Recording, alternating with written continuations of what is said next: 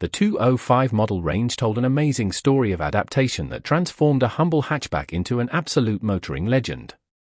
The car first hit the road in early 1983, the brand focused entirely on everyday practicality and affordability. The very first base models, like the XE and GR, arrived with the modest and reliable engines carried over from previous generations.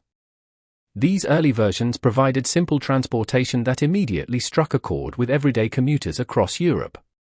But the brand quickly realized that to truly rule the market, they needed to expand the range and inject some serious excitement. That realization then birthed the legendary 205 GTI in 1984, a car that changed the trajectory of the hot hatch forever. Initially launched with a punchy 1.6-liter engine, the GTI paired high performance with a featherweight chassis and razor-sharp handling. It instantly captured the cultural spirit of the 1980s. To keep its performance crown against rising rivals, the brand later introduced the 1.9-liter GTI. This version brought more torque, rear disc brakes, and those iconic half-leather seats, cementing the 205 as the definitive performance hatchback of its entire generation. As the decade rolled on, the model range branched out to conquer every single corner of the market. For sun seekers, the brand partnered with Pininfarina to create the elegant CJ and CTI cabriolets, bringing a touch of open-top glamour to the mainstream.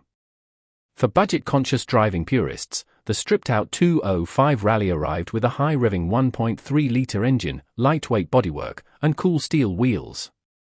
On the flip side of the coin, the luxurious Gentry model offered GTI-style looks wrapped in a much more refined package, featuring an automatic gearbox, full leather upholstery, and plush wood trim. Even the mainstream lineup evolved massively to keep up with changing times and environmental rules. The brand introduced highly acclaimed XUD diesel engines, turning models like the GRD into incredibly frugal long-distance cruisers that proved diesel cars could actually be fun to drive.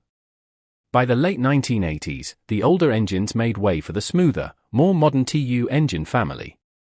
Even when newer siblings like the 106 and 306 arrived in the 1990s, the enduring 205 marched on through value-packed special editions like the Mito and Seika Numero, finally finishing production in 1998 after 15 glorious years.